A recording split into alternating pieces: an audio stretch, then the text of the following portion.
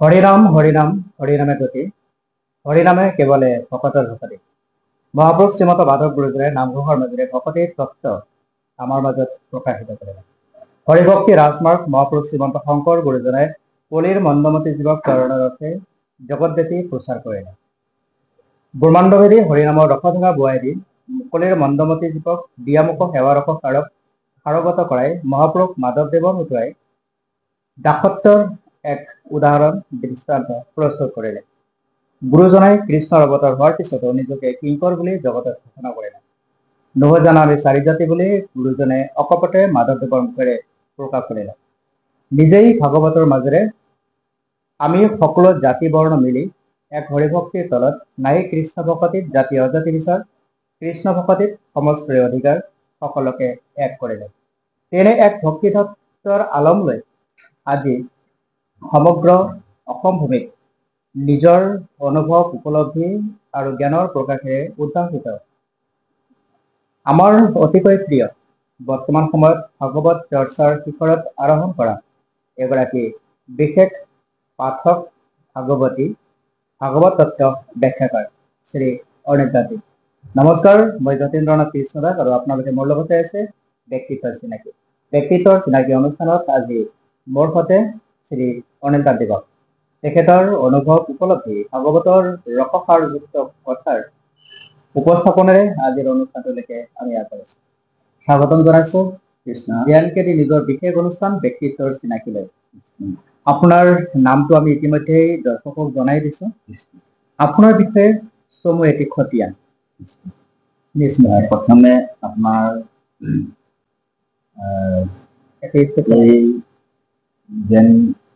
JNKD নিউজৰ সমস্ত কৰ্মকৰ্তা তথা আপোনাৰ এই নিউজ চেনেলৰ স্বত্বাধিকাৰ যতীন্দ্ৰনাথ বাবুক আমি শ্ৰদ্ধা জনালো। আজি আপোনাৰ যি নিমন্ত্ৰণ মৰ্মে এই মহান নিউজ চেনেলৰ যোগেদি সমগ্ৰ অসমে নহয় ভাৰতবৰ্ষৰ সমস্ত যি নিউজ চেনেলৰ যোগেদি আমাক প্ৰত্যক্ষভাৱে দৰ্শন পাব, আমি সকলোৰে শ্ৰীচৰণত ভক্তিপূৰ্ণ সেৱা জনালো। কৃষ্ণ। প্ৰত্যেকগৰাকী ব্যক্তি জীৱনৰ কঠীয়াতলী, শিক্ষাৰ কঠীয়াতলী হৈছে ঘৰখন। আৰু বিশেষকৈ আপুনি যিটো স্তৰৰ পৰা আহিছে সেইটো বিভিন্ন সময়ে বিভিন্ন মহলত বিভিন্নভাৱে চৰ্চা হৈছে। আজি আমি মুকলিকৈ আপোনাৰ মুখেৰেই দৰ্শকক জনাব বিচাৰিছো অনিল তাঁতী বাব কোনটো পৰিৱেশৰ পৰা কেনেদৰে নিজক উত্তৰণ ঘটাই আজিৰ এই অৱস্থা পালে। জয় গুৰু শংকৰ। সৰ্বগুণাকৰ জাকৰি নাহি উপাম, তুহাৰী চৰণকো ৰেণুহত কোটি, বাৰ কল্পনা কৃষ্ণ। আচলতে ভগৱন্তৰ কৃপা নহলে একো বস্তু সম্ভৱ নহয়, সাধন নহয়। কৃষ্ণৰ কৃপাতে ব্ৰহ্মাৰ ভৈলা জ্ঞান, কৃষ্ণ কৃপা গুণে কাৰ্য সাধিব টান। শ্ৰীমদ ভাগৱতৰ প্ৰথম স্কন্ধতে মানে ব্যাখ্যা কৰা কোৱা হৈছে, গতিকে সেই পৰমাত্মা ভগৱন্তৰ তথা মহাপুৰুষ জগতগুৰু শ্ৰীমন্ত শংকৰদেৱৰ কৃপাৰ ফলস্বৰূপী আজি আমাৰ নিচিনা এজন গুৰুজনাৰ সেৱক, আমি দাসৰো দাস ভিত্তৰো ভিত্ত হিচাপে মহাপুৰুষ গুৰুজনাৰ আদৰ্শ গ্ৰহণ কৰি আমি আজি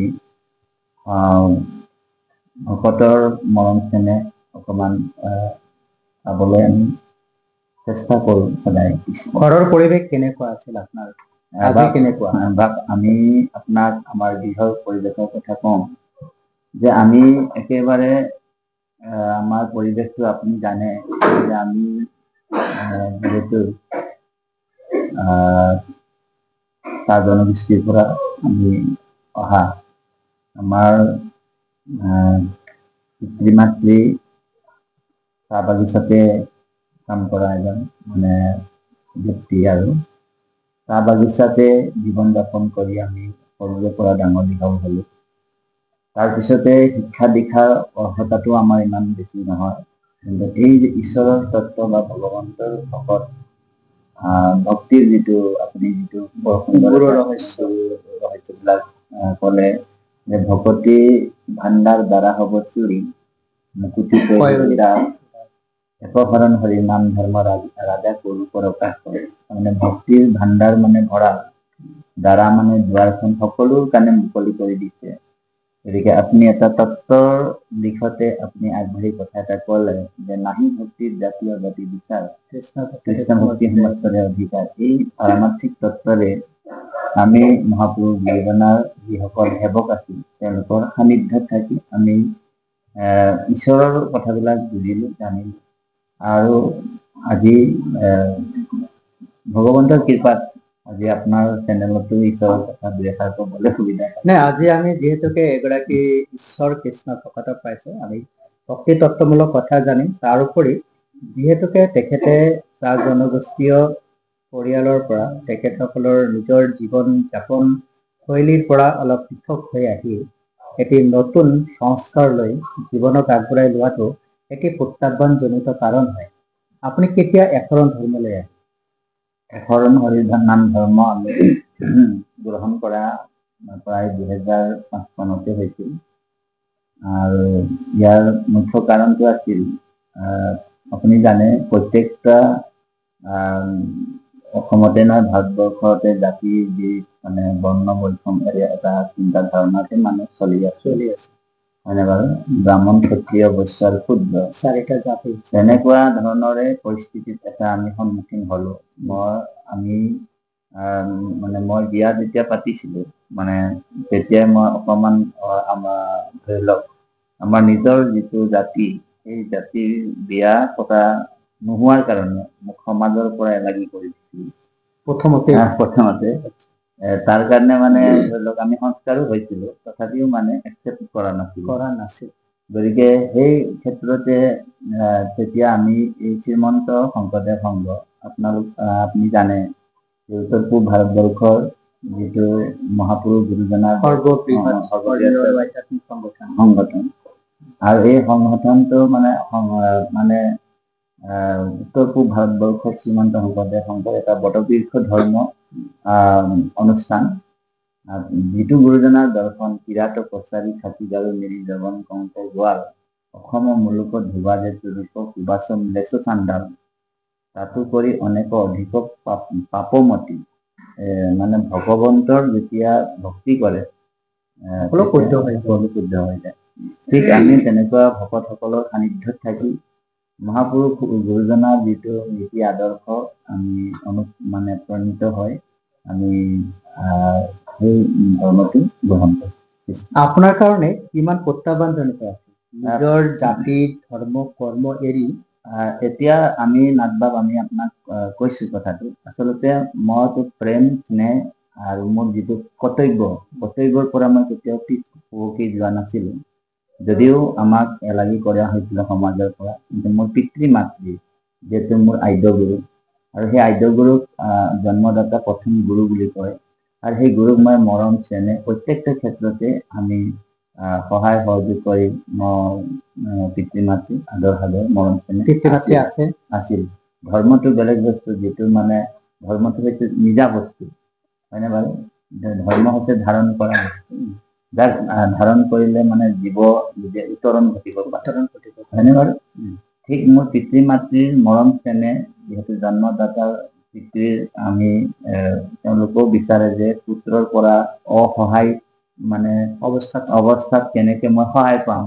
সেইকাৰণে পুং নাম নৰকম ত্ৰায়ন্তি ইতি পুত্ৰ, তাৰমানে পুং নামৰ পৰা উদ্ধাৰ হোৱা কেনেকে।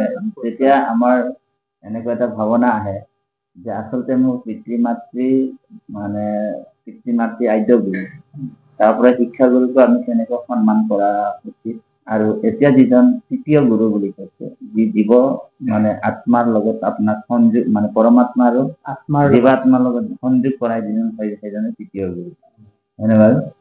গতিকে আমি পিতৃ মাতৃৰ যিবিলাক কৰ্তব্য কৰ্ম আমি কৰা হৈছে, আৰু তেওঁলোকৰো আদৰ সাদৰ মানে তেওঁলোককো সাদৰ যেনেকুৱা যি ধৰণৰ পুত্ৰ হিচাপে কৰিব লাগিছিল তেনেকুৱা ধৰণৰ আমি তেওঁলোকক জীৱন চলাৰ পথত কেতিয়াবা নিজৰ আপোনজনক কেতিয়াবা বৰকৈ মনত পৰে। হয় আপোনাৰ বংশ মিতিৰ কুটুমে এতিয়াৰ অনিল তান্ত্ৰিক কেনেদৰে গ্ৰহণ কৰে?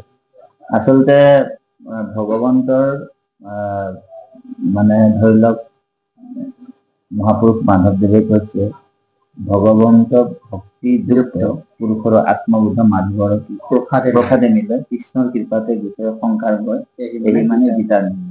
গতিকে আমি বংশ পৰিয়াল সকলোকে যি মহাপুৰুষীয়া যিটো আদৰ্শ হয়তো আমাৰ বংশত মানে মহাপুৰুষৰ আদৰ্শ মানে গ্ৰহণ কৰা নাই যে আপোনাক এইটো যিহেতু আপোনাৰ সঁচা কথাটো কৈছো কথাটো জানিব বিচাৰিছো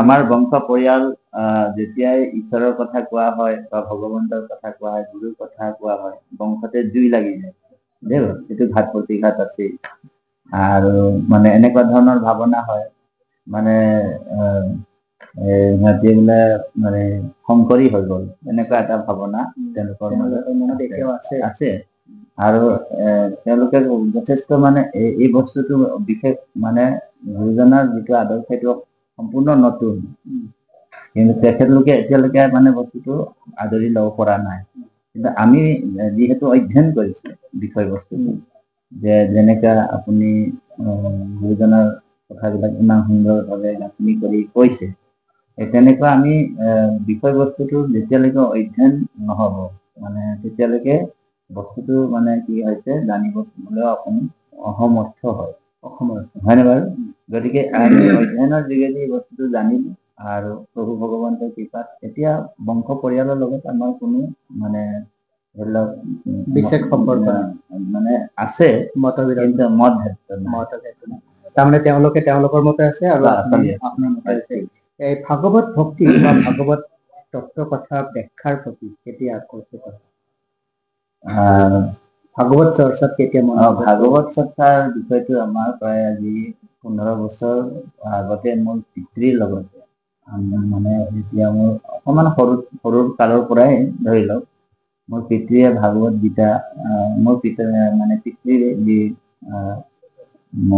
তেওঁ অনাক্ষৰিক আছিলে এটা সৰু স্কুল দেখাই নাই তথাপিও তেওঁ মানে এই মানে যিখিনি ধৰ্মগ্ৰন্থ আছে শ্ৰীমদ ভাগৱত গ্ৰন্থ হওক বা ভাগৱত গীতা হওক বা অন্যান্য মানে ধৰি লওক হনুমান চালিচা হওক এইবিলাক তেওঁ মানে শুনি কণ্ঠগত মানে ধৰি লওক সেই কণ্ঠগত হোৱাৰ কাৰণে অধ্যয়ন কৰিব পৰা মানে ক'ৰবাত যেনিবা সেৱা সকামত মাতিছিল কোনোবা এটা জেগাত অনুষ্ঠানত মাতে তেতিয়া দেউতাকো পাঠ কৰিব নোৱাৰে তেওঁ মুখস্থহে মানে ক'ব পাৰে তেতিয়া আমি মানে ধৰি লওক দেউতাৰ লগত নীতিকাই নিচিনা গৈ ধৰি লওক পাঠ কি হয় আৰু মানে যিহেতু আমি স্কুলৰ ষ্টুডেণ্টো হয় তেনেকুৱাতে অভ্যাসটো মানে ভগৱন্তৰ ভক্তি আৰ্দ্ৰতা ভাগৱত গীতা বা ভাগৱতৰ যিখিনি কথা আমাৰ পদবন্ধে যিবিলাক মহাপুৰুষ দুজনে ৰচনা কৰিছে সেইখিনি অধ্যয়ন কৰিছে আমি বাংলা ভাষাৰ ভাগৱত আৰম্ভ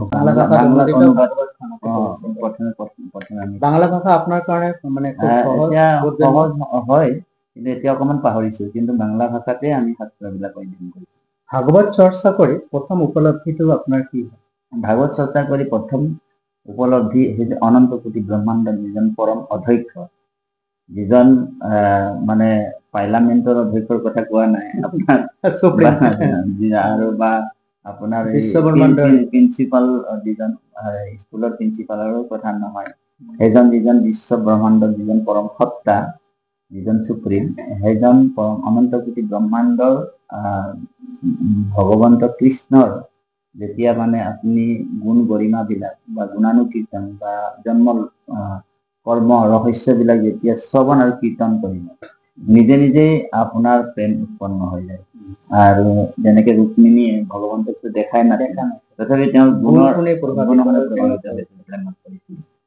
ঠিক তেনেকুৱা উদাহৰণ বহুতে আছে গতিকে আমি তেনেকৈ প্ৰভু ভগৱন্তৰ প্ৰতি এটা অনুৰাগ জন্ম হৈছিল ভাগৱতৰ কোনটো শ্লোকৰ প্ৰতি আপুনি অনুৰক্ত হৈ ঈশ্বৰ ধৰ্মত প্ৰবৃত্ত হয় আমি শ্ৰীমদ ভাগৱত গীতাৰ এটা শ্লোক আছিল, মানে ধৰি লওক, আৰু ভাগৱতৰ শ্লোকটো বহুতেই আছে, তথাপি আমাৰ যিটো গীতাৰ যিটো মানে মহাপুৰুষ জগতগুৰু শ্ৰীমন্ত শংকৰদেৱে যিটো সাৰ তত্ত্বটো আনিছে, সৰ্বধৰ্মানো পৰিত্যাজ্য মামেকম শৰণম ব্ৰজ অহম তাম সৰ্ব পাপেভ্যো মোক্ষায়াস্মি মাম সুত।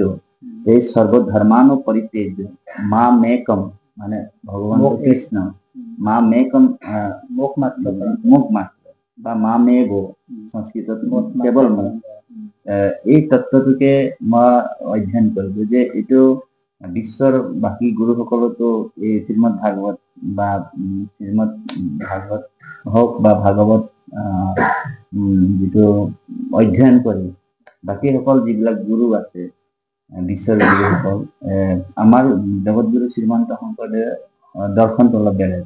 যেনেকুৱা শংকৰাচাৰ্য আছিলে আদি গুৰু, তেওঁৰ দৰ্শনটো বেলেগ, তেওঁৰ অদ্বৈতবাদী দৰ্শন, আৰু ৰামানুজৰ যিটো বিশিষ্ট দ্বৈতবাদ, আৰু মহাপুৰুষ গুৰুজনাৰ যিটো দৰ্শন সেইটো আপোনাৰ সম্পূৰ্ণ ভক্তিবাদ, হয়নে বাৰু? নিৰ্গুণ নিৰাকাৰ ব্ৰহ্মকো তেওঁ কৈছে, আৰু সাকাৰ সগুণ ৰূপো তেওঁ মানে সমস্ত ভূততে আছে মই হৰি সবাকো মানিব কৃষ্ণ বুলি কয়। আৰু এই দৰ্শনতে যেতিয়া আমি অধ্যয়ন কৰিলো, তেতিয়া গুৰুজনাৰ যিবিলাক ধৰ্মগ্ৰন্থ আছে, কীৰ্তন দশম, ভক্তি ৰত্নাকৰ, এনেকুৱা ধৰ্মগ্ৰন্থবিলাক আমি অধ্যয়ন কৰিলো। অধ্যয়ন কৰাৰ পিছত আমি বুজি পাইছো যে কোনোবা জীৱাত্মাক যদি নিজৰ কল্যাণ বিচাৰে, মানে সংসাৰ বন্ধনৰ পৰা মুক্ত হবৰ কাৰণে, তেতিয়া ঈশ্বৰ কৃষ্ণৰে ভক্তি কৰিব লাগিব। প্ৰিয় দৰ্শকসকল, সৰ্বধৰ্ম এৰি এক শৰণ সাক্ষাৎ সুদৃঢ় বিশ্বাসে হকে লৈকো আমাক ঊৰ্ধবাহু কৰি মই কৰ অংগীকাৰ সমস্ত পাপহতে কৰিব নিষ্ঠা। গীতাৰ পৰা উদ্ধাৰ কৰি মহাপুৰুষ শ্ৰীমন্ত শংকৰ গুৰুজনাই ভাগৱতত ব্যাখ্যা কৰিছে, অৰ্থাৎ ইয়াৰ সহজ অৰ্থ পদচন্দে আমাক জনাইছে। আৰু সেই কথাতে অনুপ্ৰাণিত হৈ আজি সহস্ৰ কোটি লোকে ঈশ্বৰ ভক্তিত আৰূঢ় হবলৈ প্ৰয়াস কৰিছে। ঈশ্বৰ ভক্তি তত্ত্বত নিজক নিয়োজিত কৰিব পৰা যিটো ক্ষমতা, সেয়া ঈশ্বৰৰ কৃপা বিনে আন একো নহয়। গতিকে কৃষ্ণৰ কৃপা মিলিলে যাবে ঈশ্বৰ ভক্তিৰ হক স্বভাৱে আমি তাকে প্ৰাৰ্থনা কৰোঁ। আৰু সেই পথেৰে যেন আগবাঢ়িছে শ্ৰী অনিতানন্দ বাবা। তেখেতে আজি অসমৰ বিভিন্ন প্ৰান্তত সপ্তাহৰ প্ৰতিটো দিনেই ভাগৱত চৰ্চাত প্ৰবৃত্ত হৈ থাকে বুলি ক'লে ভুল কোৱা নহ'ব। আৰু এই ভাগৱত তত্ত্ব প্ৰচাৰ প্ৰসাৰেই হৈছে তেখেতৰ একমাত্ৰ জীৱনৰ বৃহৎ খৰচ। আৰু আজি NKD নিউজৰ বিশেষ অনুষ্ঠান ব্যক্তিত্ব চিনাকি তেখেতক আমি পাই আমি নিজে ধন্য অনুভৱ কৰিছো। গতিকে তেখেতৰ পৰা ধন্য হবলৈ আমি তেখেতৰ মুখেৰে নিশ্চয়কৈ ভাগৱতৰ কিছু শ্লোক দৰ্শকক শুনাবলৈ প্ৰয়াস কৰিম। হয় বা কৃষ্ণ। ভাগৱতৰ কেইটামান শ্লোক আমি আপোনালোকৰ মাজত কওঁ। মহাপুৰুষ গুৰুজনাৰ অনুবাদ পদবন্ধে কৈছো। গুৰুজনাই কৈছে, অবস্তুক দেখাবন্ত বস্তুক আৱৰি। অলপ সুৰৰ লগত যদি শুনো বেছি ভাল লাগে, হয় নাই? হে ৰাম, অবস্তুক দেখাবন্ত বস্তুক আৱৰি, হেহি হে মোহৰ মায়া জানা নিশ্চ কৰি, ভগৱন্ত মাধৱৰ অভয় চৰণে, শৰণে পখিলে যিটো কায় বাক্য মনে, ঈশ্বৰ মাধৱ তাংক কৰিলন্ত দায়া, তৰয় দুৰ্ঘুৰ ইটো ঈশ্বৰৰ মায়া।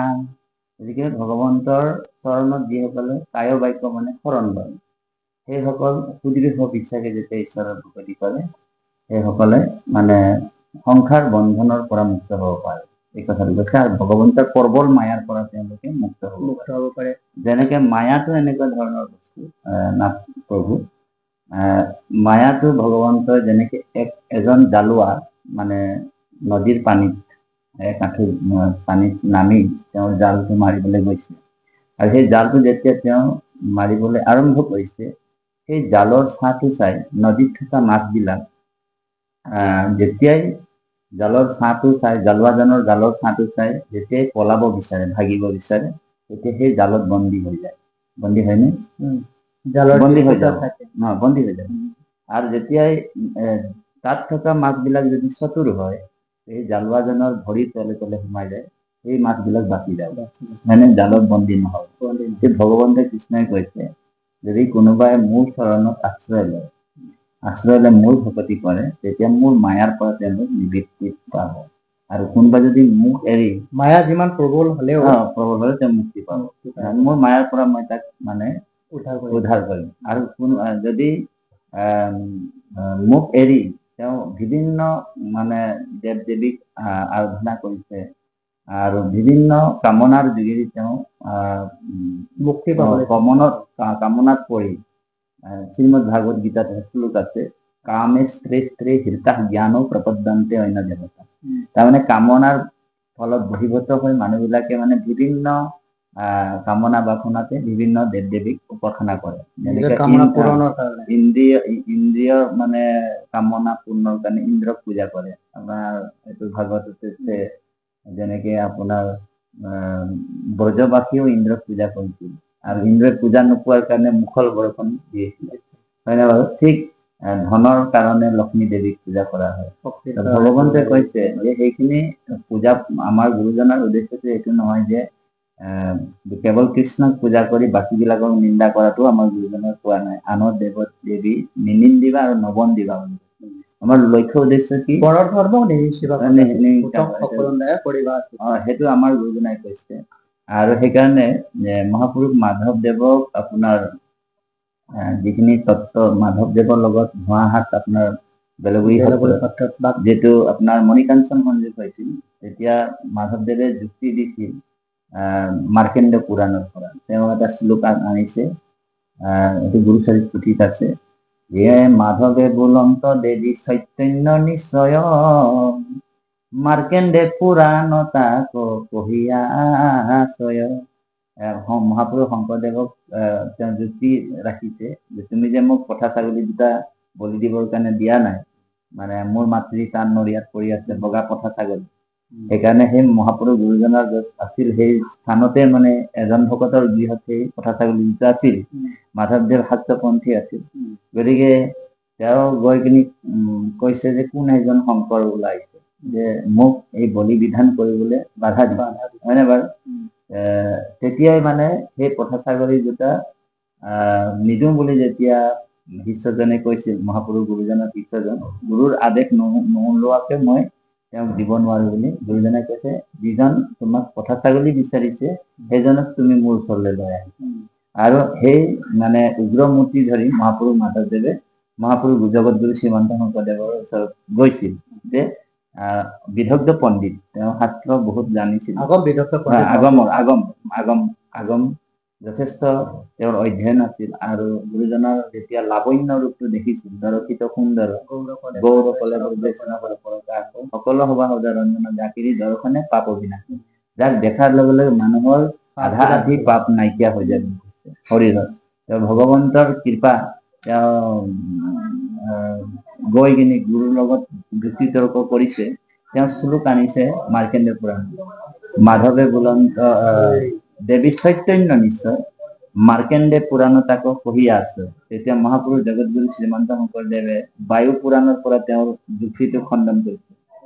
হে ৰাম শংকৰে বুলন্ত ভাল কৰিলা আশ্ৰয়, বায়ু পুৰাণত তাৰ ফল কহিছয়, দেৱীক চৈতন্য বুলি যিটো উপাসয়, তাহাৰ পাখণ্ড মত শাস্ত্ৰৰ নিৰ্ণয়। দেৱী চৈতন্য নহয়, দেৱী জ্বৰ। তাৰপিছত কৈছে গুৰুজনাই, ঈশ্বৰ আজ্ঞায়ে দেৱী সৃজন্ত জগত, আজ্ঞা বিনে দেৱী তু জড় প্ৰায় হয়, জল বুধ বুধ যেন জলে মিলিছয়, ব্ৰহ্মত হুয় জীৱ ব্ৰহ্মে যাই লীন। গুৰুজনে এই তত্ত্বটো আনিছে, গুৰু তত্ত্ব। তাৰমানে ব্ৰহ্মতে হুয়, জীৱাত্মা বিলাক গোটেই চৰাচৰ জগতখন ব্ৰহ্মৰ পৰাই সৃষ্টি হৈছে। আৰু যিটো শংকৰাচাৰ্যই কৈছে ব্ৰহ্ম সত্য জগত মিথ্যা, বিশ্বৰ যি কোটি কোটি গ্ৰন্থক তেওঁ আধাটা শ্লোকতে কম বুলি কৈছিল। শ্লোকাৰ ধেনু প্ৰবাখ্যামি যদুক্তম গ্ৰন্থ কোটিভি ব্ৰহ্ম সত্য জগত মিথ্যা, জীৱ ব্ৰহ্ম না কৰে। তাৰমানে যে জীৱ কেতিয়াও ব্ৰহ্ম হ'ব নোৱাৰে, এই যুক্তিটো তেওঁ ৰাখিছিল আৰু সেই যুক্তিটো বহুতে মানি লৈ তেওঁ অষ্টাংগ সেৱা কৰিছিল আৰু বিশ্বত তেওঁ গুৰু হিচাপে পৰিচিত হৈছিল। যদিও যুক্তিবাদে তেওঁৰ গুৰু আসনটো তেওঁৰ পৰা নমাই আনিছিল, কাৰণ তেওঁ কৈছিল যে ব্ৰহ্ম সত্য জগত মিছা, এই জগতখন মিছা বুলি তেওঁ কৈছিল, হয়নে বাৰু? কিন্তু যুক্তিকাৰকে তেওঁৰ যুক্তিটো কিয় কাটিলে তাৰ উদাহৰণ, যুক্তিকাৰকে শংকৰাচাৰ্যক প্ৰশ্ন কৰিছে, তুমি যে কৈছা ব্ৰহ্ম সত্য জগত মিছা, এই জগতখন যদি মিছা, তুমি থিয় হৈ থকাটো কি? বোলে জগতে হয়। তুমি যদি থিয় হৈ আছো যে জগততে থিয় হৈ আছো, তেনেহলে তোমাৰ কথাটোও মিছা, তুমিও মিছা। বুজিছেনে কথাটো? সেইকাৰণে তেওঁ সেই বিশ্বৰ যিটো মূল গুৰু হ'ব আছিলে, গুৰু পদৰ পৰা তেওঁ নাম, কাৰণ তেওঁ কেৱল ব্ৰহ্মকে নিৰ্গুণ নিৰাকাৰত দেখাব বিচাৰিছিল। কিন্তু আমাৰ মহাপুৰুষ জগতগুৰু শ্ৰীমন্ত শংকৰদেৱে সাকাৰ সগুণ ৰূপতো ভগৱন্তৰ প্ৰতি নিৰ্গুণ গুণৰ প্ৰতিমূৰ্তি সাকাৰ ৰূপে উপাসনা কৰিবৰ কাৰণে মাৰ্গ প্ৰদৰ্শন কৰে। সেইকাৰণে গুৰুজনে কৈছে, বাহিৰে ভিতৰে জান সমস্ত ভূততে, ভক্তি ৰত্নাকৰ গ্ৰন্থ, বাহিৰে ভিতৰে জানা সমস্ত ভূততে পৰিপূৰ্ণ ৰূপে আছো মই মহেশ্বৰ, জ্ঞান জগতত ব্যাপী আছয় আকাশ, সেই মতে সমস্ততে কৰো প্ৰকাশ। আজি যে গুৰুজনাৰ কীৰ্তন শাস্ত্ৰত কৈছে, সমস্ত ভূততে আছো মই হৰি, সবাকো মানিবা তুমি বিষ্ণু দেখাই, কুকুৰ চিগাল গদৰ বড়ো আত্মৰাম, জানিয়া সবাকো পৰি কৰিবা প্ৰণাম। আৰু গুৰুজনাই যিটো কৈছিল যে যাতাতো চুৰতো যাৰ দৃষ্টি একতি, গতিকে আকৌ কৈছে বিশেষত মনুষ্য গণত যিটো নৰ বিষ্ণু বুদ্ধি কৰি সৰ্বদাই মান্য কৰে। গতিকে এই আদৰ্শটো মহাপুৰুষ জগতগুৰু শ্ৰীমন্ত শংকৰদেৱৰ যিটো ধৰ্ম দৰ্শন আদৰ্শটো জুবিন গাৰ্গেও পালন কৰি আছে। আজি মহাপ্ৰয়াণ হোৱা আমি ইয়াৰ পৰাই তেখেতক শ্ৰদ্ধা জ্ঞাপন কৰিছো। তেওঁ সেই তত্ত্বটো বুজি পাইছিল। মোৰ বোধ কৰো তেওঁ 15 বছৰে গুৰুজনাক যিখিনি আপুনি জানে যে লোকগীত বৰগীত আদি কৰি যিমান যি আছে 15 বছৰ 20 বছৰ তেওঁ ডেকা কালত পৰাই মহাপুৰুষ গুৰুজনাক জগতগুৰু শ্ৰীমন্ত শংকৰদেৱৰ যিমান ধৰ্ম দৰ্শন আদৰ্শক তেওঁতকৈ বেছি প্ৰচাৰ কৰা এই অসমত নাই বুলি ক'লেও ভুল নহয়। গতিকে সেই তেওঁ ভক্তিটো আকৌ এনেকুৱা কথা এটা আছে নাটত, তাৰমানে জ্ঞান ভ্ৰষ্ট হৈ যায়, যুগ ভ্ৰষ্ট হয়, কিন্তু ভক্তি ভ্ৰষ্ট নহয়। আপুনি লাগিলে কৃষ্ণৰ গুণনাম আপুনি লৈছে, ভগৱন্তৰ গুণগান কথা শ্ৰৱণ কীৰ্তনটো আপুনি কৰিলে, আপোনাৰ ভক্তি জমা হৈ গ'ল।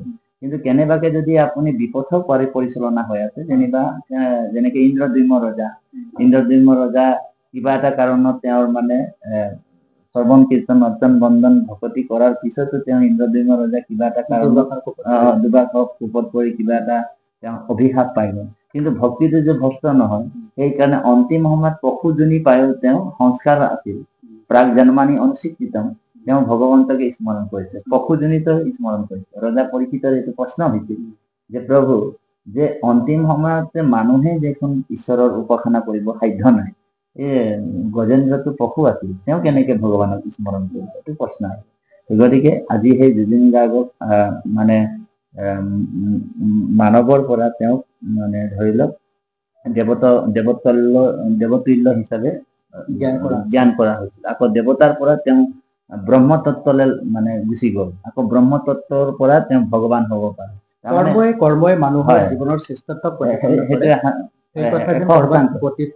তাৰমানে জন্মৰ মানে আপুনি শ্ৰেষ্ঠতা প্ৰতিপন্ন কৰিব নোৱাৰে, তেওঁ কৰ্মৰ যোগেদিহে। এতিয়া জুবিন গাৰ্গে অন্ধজনকো সহায় কৰে, আৰু আপোনাৰ ধৰি লওক যিসকল মানে দুখীয়া শ্ৰেণী হওক, আপোনাৰ মানে যিসকল ভিক্ষাৰী হওক, সকলোকে তেওঁ সহায় কৰে মাজত কীট পতংগ আদি কৰি, যিটো গুৰুজনাই কৈছে বৰগীতত যে কীট পতংগ যত জীৱ জংগম কীট পতংগ অগণক জগতেৰি কায়া, তাৰমানে সমস্ত যে মানে গোটেই সেই কথাটো হয়তো তেখেতে অনুভৱ কৰি এই কামটো কৰিছে। জুবিন বিষয়ৰ প্ৰসংগ আমি পিছত কেতিয়াবা পাতিম, আমাৰ প্ৰসংগ নহয়। যেতিয়া অনিল কান্তিৰ বাপে ভকতৰ মাজত যায়, ভকতৰ সমাজত যায়, অসমৰ বিভিন্ন প্ৰান্তত যায়, আৰু যোৱাৰ পৰা পিছত তেখেতৰ নিশ্চয় এটা বিভিন্ন ধৰণৰ অনুভৱ উপলব্ধি বা এটা বেষ্টনীৰ মাজত এটা বেলেগ ধৰণৰ পৰিৱেশৰ কেতিয়াবা মুখামুখি হোৱা যায়। আপোনাৰ এই যাত্ৰাত 15 বছৰীয়া বুলি কৈছে 15 বছৰৰ এই ভাগৱত চৰ্চাৰ যাত্ৰাত এনেকুৱা এটা বিশেষ মুহূৰ্ত যিটোত আপোনাক এনেকুৱা লাগিছিল যে মই ধৰ্ম সংকটত পৰিছো এতিয়া তাৰ পৰা উদ্ধাৰ এই পন্থা কি আছে নহয় আমি মানে ঈশ্বৰ কৃপাত ভগৱন্তৰ কৃপাত আজিলৈকে তেনেকুৱা ধৰণৰ মুখামুখি হোৱা নাই এনেতো ঘাত প্ৰতিঘাত মানুহৰ জীৱনত থাকেই এইবিলাক আৰু প্ৰত্যেকটা শুভ কৰ্ম বা আপুনি সত্য প্ৰতিষ্ঠা কৰিবলৈ যাওঁতে বহুতখিনি আপোনাৰ যেনেকে ভাল আৰু বেয়া হয়নে বাৰু দুটা থাকিব আৰু মানে সুখ আৰু দুখ পাপ আৰু পুণ্য যেনেকে নৱবিধ দ্বন্দ্বৰ কথা যি থাকে কোৱা গৈছে এতিয়া আপোনাৰ এতিয়া ৰাম আৰু ৰাৱণ আজি ৰাৱণৰো নাম মানে ৰামৰ লগত ৰাৱণৰো স্মৰণ হৈছে গতিকে ভাল বেয়া সুখ দুখ এইবিলাক প্ৰত্যেকটা বস্তু মানে থাকিব তাৰ ভিতৰত কিছুমান আছে যিবিলাক মোৰ অনুভৱ তেনেকুৱা ধৰণৰ নাই বাৰু মই পাহৰিছো কথা কিছুমান যিহেতু আমি পাহৰাটো ভাল গুণ নেকি ঈশ্বৰৰ কথাৰ লগতে প্ৰায় জড়িত থাকো আৰু কেতিয়াবা কাৰোবাৰ পৰা টান কথাও যদি শুনো কিবা এটা কাৰণে মই সহজ সৰল ভাৱে লওঁ কাৰণ এইটো ঈশ্বৰৰ ইচ্ছা বুলি ভাবো কাৰণ প্ৰত্যেকটা মুহূৰ্ততে আমি সংযোগ মিলে জানা ঈশ্বৰৰ ইচ্ছা গোটেই মানে ঈশ্বৰৰ ইচ্ছাতে হয় কাৰণ আজি এই মুহূৰ্তত আপোনাক আমি লগ পাইছো সেইটো ঈশ্বৰৰ ইচ্ছা হয় নে বাৰু কাৰণ ভকতে ঈশ্বৰৰ ইচ্ছা যেনেকে যিসকল মীমাংসা আছে তেওঁলোকে ধৰি লওক গ্ৰহ নক্ষত্ৰক মানে ভৰসা কৰে আৰু যিসকল মানে ধৰি লওক আপোনাৰ তন্ত্ৰ মন্ত্ৰ বিশ্বাস কৰে তেওঁলোকেও আপোনাৰ সেই কিবা বেলেগ বেলেগ হেৰিত বিশ্বাস কৰে কিন্তু আমাৰ আকৌ গোটেই আমাক যদি সুখো আহিছে বা দুখো আহিছে আমি এটাই জনাৰ কথা যে আমাৰ এইটো সুখ আহিছে আজি জীৱনত এইটো মোৰ ঈশ্বৰৰ ইচ্ছা আৰু দুখো যদি মোৰ আছে আজি কিবা এটা হবও আছে তেতিয়াও এইটো ঈশ্বৰকে মই অৰ্পণ কৰা গতিকে তেনেকুৱা হয় তাকে কৈছে জীৱাক খোৱা লোৱা দিয়া সমস্ত মোকে কৰিব অৰ্পণ আৰু সেইভাৱেই চলি থকা গৈছে বৰ্তমান সময়টোত যে অনিল কান্তি বাপ নিজক লৈ কিমান সুখী আনন্দ এইটো আচলতে এইটো আনন্দটো আপোনাক দেখুৱাই দিয়া বস্তু নহয় বা ভক্তিটো আপোনাক দেখুৱাই দিয়া বস্তু নহয় আৰু এইটো কেতিয়াও ভাবিব নালাগে যে আমি মানে যিহেতু পৰমাত্মা ভগৱন্তৰ ভক্তি কৰিলে যিটো আনন্দ পোৱা যায় দেই ভগৱন্তক সেইকাৰণে 11টা আনন্দ আছে সচিদানন্দ হৃদয়ানন্দ সৰ্বানন্দ পৰমানন্দ সেনেকৈ আনন্দৰ 11টা উপাধি ঈশ্বৰে পাইছে হয়নে বাৰু আৰু ঈশ্বৰক ভজাজনো কিন্তু সেই আনন্দত ডুবি থাকে আৰু মানুহৰ এতিয়া আমি ভগৱন্তে যেতিয়া আমাক জীৱশ্ৰেষ্ঠ মানৱ হিচাপে এই পৃথিৱীলৈ পঠিয়াইছে তেতিয়া মানে সুখ আৰু দুখটো সমভাৱে আহিব যেনেকে ঠাণ্ডা আৰু গৰমটো আহিছে আপুনি ঠাণ্ডাটোকো সহ্য কৰিব লাগিব আৰু গৰমটোকো সহ্য কৰিব লাগিব বোলে বহুত ঠাণ্ডা লাগিছে বোলে মই ডিউটিলৈ নাযাওঁ এনেকুৱা হলেতো কেনেকে গ্ৰহণ কৰিব সেয়া নিজৰ জীৱনৰ যাত্ৰাপথ সহজ নহয় সুলভ নহয় মসৃণ নহয় কোৱা আছে যে জীৱন নহয় সেন্দ্ৰীয়া আলি নহয় পদুমৰ পাহি পৰা খলাবমা এইটো দুৰ্গম দুৰহ কণ্টক পাথৰে কৰা তাৰ মাজেৰে জীৱন আগুৱাব লাগিব শাস্ত্ৰ তত্ত্বত আৰোহণ কৰা প্ৰত্যেকগৰাকী ব্যক্তিৰ জীৱন চৰ্যাক যেতিয়া উপলব্ধি কৰা যায় বা বুজিবলৈ চেষ্টা কৰা যায় এই মুহূৰ্তত আমি আপোনালোকৰ পৰা কি মেছেজ দিব বিচাৰিম বা কি মেছেজ দিবলৈ আমি সক্ষম হ'ম যদিহে আপোনালোকক সংসাৰী বিষয় তত্ত্বৰ পৰা উদ্ধাৰি আহি পৰমাত্মা তত্ত্বেৰে নিজৰ স্বৰূপ সত্য উপলব্ধি কৰি মুক্তিৰ পথত আমি আৰোহণ কৰিব বিচাৰোঁ হয় আমি এটাই বাৰ্তা আমি গোটেই বিশ্ববাসীলৈ আমি আগবঢ়াব বিচাৰো যে আপোন কুশল চাবা যেবে তেবে নেৰিবাহা জীৱ ধৰ্ম মানে ভগৱন্তৰ ভক্তি বা জীৱ ধৰ্ম যিটো আছে আমাৰ সত্য যুগে ধ্যান চেতা যুগে দৈত্যতা পৰৱ পূজা কলিত শৰীৰ কীৰ্তন বিনাই আৱাৰ নাহিকে পূজা তাৰপিছতে আমি যিহেতু আপুনিতো যুৱ প্ৰজন্মক লৈ পিনি বহুতখিনি কাম কৰি আছে মই আহিয়ে আপোনাৰ লগত যেতিয়া কথা পাতিছিলো তেতিয়া গম পালো যে ভৱিষ্যত প্ৰজন্মক এটা কাৰণ ভৱিষ্যত প্ৰজন্ম বহুতখিনি এতিয়া বিপথে পৰিচালনা হৈছে পিতৃ মাতৃৰ দুখো আছে কিছুমান নিশ্চয় থাকিলে পিতৃ মাতৃৰ দুখটো আটাইতকৈ বেছি তেওঁলোকক আধ্যাত্মিক মানে যিটো দৰ্শন বা আধ্যাত্মিক দৰ্শনৰ পৰা বঞ্চিত কৰাৰ কাৰণে তেওঁলোকৰ এটা আধ্যাত্মিক দৰ্শনত ল'ৰা ছোৱালীক আমি ৰাখিব লাগে আৰু যিহেতু আপোনাৰ ধৰ্ম কৰিবলৈ হলে আমি ল'ৰা ছোৱালীবিলাকক আমি অকল মানে আপুনি আচৰি ধৰ্ম আনকো শিকাবে, আপোনাৰ আচৰণটো নিজৰ হওক, বোলে জ্ঞানৰ ভঁৰালটো আপোনাৰ বহুত আছে, কিন্তু যদি আচৰণটো শুদ্ধ নহয়, জ্ঞানটো ভঁৰালটো বহুত আছে, গতিকে আচৰণ ইমানটো হ'লেও হ'ব, অল্প হ'লেও হ'ব, সেই আচৰণটোত মানে ইমানে প্ৰাধান্য হয় যে আপোনাৰ সেই জ্ঞানৰ ভঁৰালতকৈ শ্ৰেষ্ঠতা প্ৰতিপন্ন তাৰ কাৰণে শুদ্ধতা ধৰি ৰখা শুদ্ধতা মূল বস্তু। আৰু এতিয়া আমাৰ জীৱনৰ প্ৰত্যেকটা খোজে খোজে আমাৰ ঘাট প্ৰতিঘাতো আছে, আমিও সন্মুখীন হওঁ। যদিও ঈশ্বৰক অৰ্পণ কৰিলে মানে যতেক সুকৃতি মানে কৃষ্ণকে অৰ্পিব, ভালটোও আপুনি অৰ্পণ কৰিব লাগে। আৰু যুৱ প্ৰজন্মক বৰ্তমান সময়তে বিপথে যোৱা বুলি বিভিন্ন মহলে ক'ব খোজে, আৰু ইয়াৰ বহুতো কাৰণ আছে যদি আমি তাক এনালাইজ কৰোঁ। আপোনাৰ বোধেৰে যুৱ প্ৰজন্মক সঠিক দিশেৰে আগবঢ়াই নিবৰ কাৰণে আমি কেনেকুৱা পন্থা গ্ৰহণ কৰা উচিত?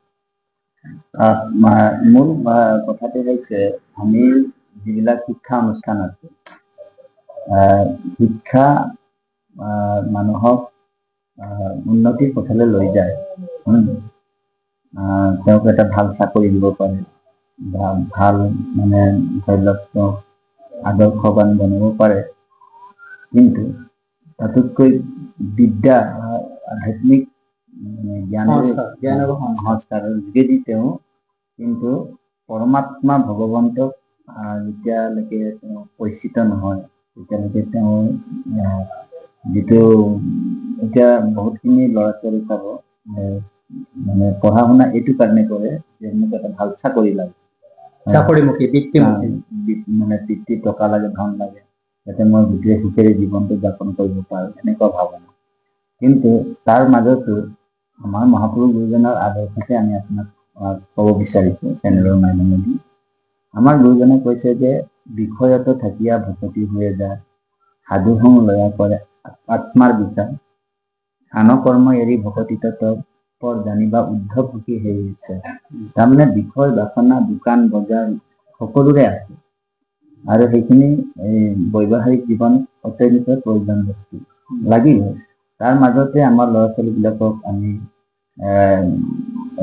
মাজে মাজে যিবিলাক ধৰ্মমূলক কিতাপ আছে, শাস্ত্ৰ আছে, অকল মানে ঘৰুৱা কিতাপবিলাকেই পঢ়িছে এইটো নহয়, আকৌ পুথিগত কিতাপৰ উপৰিও আধ্যাত্মিক যিবিলাক অধ্যয়ন কৰিব লাগে। আৰু পাৰিলে মানে ধৰি লওক সৎসং বা আপোনাৰ ভকতৰ সং বা সৎসং সময়মতে তেওঁলোককো যদি আমাৰ বা কাৰোবাৰ যদি গুৰু ঘৰ আছে বা কীৰ্তন ঘৰ আছে, মানে আইগৰাকী বা মাকজনীয়ে গৈছে, যদি নিজৰ ছোৱালীজনীকো লগত লৈ যায়, প্ৰাৰ্থনা এটা শিকি যাব, তেওঁ যদি কৃষ্ণ কব মানে ধৰি লওক পৰিৱেশত কৰিলে নিশ্চয়কৈ আহি যাব, আচৰণত আহি যাব, নিজে নিজে আহিব।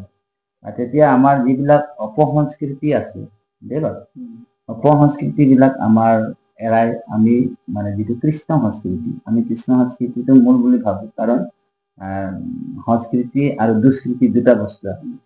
আমাৰ বহুতে আকৌ দুষ্কৃতিটোক মানে আঁকোৱালি লৈ লৈছে, আঁকোৱালি লৈছে, আৰু সংস্কৃতিটোক মানে বাদ দি দিছে, বিসৰ্জন দিছে। আমাৰ এই যিটো কালচাৰ এতিয়া আমাৰ ধৰি লওক এই যে বাৰ্থডে পতা, এইটোতো কালচাৰ আমাৰ নহয়, পশ্চিমীয়া কালচাৰ। গতিকে এনেকুৱা কালচাৰবিলাক আমি এৰি যাতে আমাৰ মহাপুৰুষ গুৰুজনে এতিয়া সত্ৰ সমাজ আৰু মহাপুৰুষ শ্ৰীমন্ত শংকৰদেৱৰ যিমান বিভিন্ন অনুষ্ঠান আছে, সেই অনুষ্ঠানবিলাক অকল যে আমাৰ যে মাহ প্ৰসাদ খাব লাগে, নাম গাব লাগে, তাৰপিছত সিমানতে সীমাবদ্ধ নাথাকি আপোনাৰ এটা কাম আমি শুনিলোঁ এতিয়াই যে আপুনি স্কুলবিলাকতো গৈ এই আধ্যাত্মিক আৰু বৌদ্ধিক যিবিলাক জ্ঞান বিভিন্ন উপায়েৰে আপুনি ক'বলৈ যায় ল'ৰা ছোৱালীবিলাকক। কাৰণ সেই যুৱ প্ৰজন্মটো আমি প্ৰত্যেকটা মানে আধ্যাত্মিক হেৰিৰ লগত জড়িত কৰিব পাৰিলে, আধ্যাত্মিক দৰ্শনৰ লগত জড়িত কৰিব পাৰিলে আমাৰ ভৱিষ্যত প্ৰজন্ম বিপথে কেতিয়াও পৰিচালনা নহয়। প্ৰিয় দৰ্শকসকল, এটি খুব গুৰুত্বপূৰ্ণ কথা। আমাৰ যুৱ প্ৰজন্মক আমি পুথিগত বিদ্যাৰে শিক্ষিত কৰিব লাগিব, আৰু বৰ্তমান সময়ত শিক্ষা ব্যৱস্থাত নম্বৰ সংগ্ৰহ কৰাত অতিকে গুৰুত্ব দিয়া গৈছে। অৰ্থাৎ যিসকলে বেছি নম্বৰ সংগ্ৰহ কৰিব, যদি 100 out of 100 কৰিব পাৰে, তেনেহ'লে তেওঁক বেষ্ট বুলি কোৱা হয় বা শ্ৰেষ্ঠ বুলি কোৱা হয়। কিন্তু যদি তেওঁ 100 লাভ কৰে আৰু যদি নৈতিক আৰু মানৱীয় প্ৰমূল্যবোধ যদি শিক্ষা তেওঁৰ নাথাকে, তেনেহ'লে সেই শিক্ষাই তেওঁৰ জীৱনটো সুন্দৰকৈ গঢ়িবলৈ নোৱাৰে, ইয়াত ব্যৰ্থ হৈ যাব। তো পুথিগত শিক্ষা আমাক লাগিব, কাৰণ আমি আখৰ পঢ়িব লাগিব, আমি দৰখাস্ত এখন লিখিব পাৰিব লাগিব।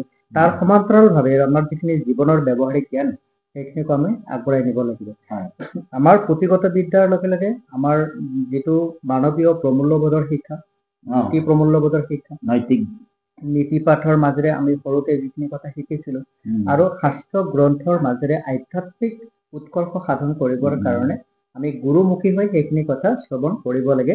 আৰু এই ক্ষেত্ৰত অভিভাৱকসকলৰ মই প্ৰথমতে কৈছো যে ঘৰখন শিক্ষাৰ কঠীয়াতলী।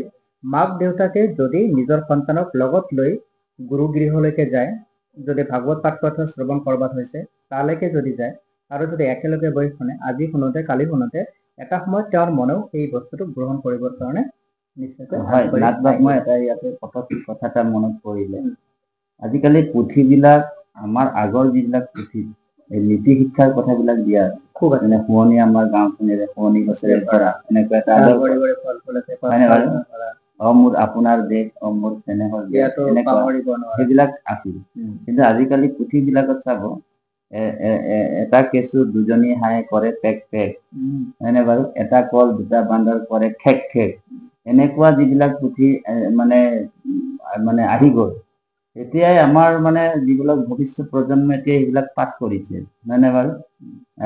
মানে টুইংকল টুইংকল জীৱনবোধৰ শিক্ষা আজি আমি বুজি পাইছো যে এতিয়া এই যে প্ৰাৰ্থনাৰ যিবিলাক শ্ৰুতি, তুমি চিত বিতি মূৰ পৰ্বতক নাৰায়ণ, তুমি নাথ মই নাথ, এইবিলাক যি গুৰুৰ মানে লগতে আধ্যাত্মিক শিক্ষাৰ মানে ইমান সুন্দৰকৈ আমাৰ মহাপুৰুষসকলে তথা সাহিত্যিকসকলে, বুদ্ধিজীৱীসকলে আমাক এই ৰাস্তাবিলাক দেখুৱাইছিল। কিন্তু আজিৰ শিক্ষাৰ দিশতো আমি এটা ক'ব বিচাৰিছো যে কিছুমান পুথিটো আপোনাৰ এনেকুৱা হৈছে, যিবিলাক পুথি মানে পঢ়িলে মানে আমাৰ ল'ৰা ছোৱালীবিলাকৰ কোনো এনেকা আনন্দ এটা উল্লাস হ'ব, কিন্তু কোনো আধ্যাত্মিক তাৰ মানে চেতনা জাগৃত নহ'ব।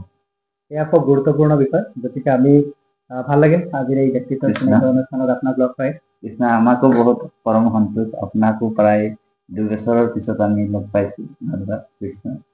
সকলোৰে শেষত আমি যিহেতুকে সময়ৰ ব্যৱধানত আমাৰ অনুষ্ঠানটো শেষ কৰিব লাগে, আৰু আপোনাৰ গোটেই অসমখনত এটি ভাল পৰিচয় আছে, সেয়া হৈছে এগৰাকী ভাগৱত প্ৰবক্তা, আৰু ভাগৱতৰ মাজেৰে যি আধ্যাত্মিক জ্ঞান দি আমাৰ কলিৰ মন্দমতিৰ যুৱক যি উদ্দেশ্যে মহাপুৰুষ শ্ৰীমন্ত শংকৰ গুৰুজনাই এখনত হৰিনাম ধৰ্ম ধ্বজ তলত জাতি বৰ্ণ বৰ্গ নিৰ্বিশেষে সকলোকে এক কৰিছে, আৰু আজি আপোনালোকে সেই কথা ব্ৰহ্মাণ্ডভেদী হৰিনামৰ ৰস বোৱাই দিয়াৰ দৰে আপোনালোকে আজি বোৱাই দিবলৈ সক্ষম হৈছে।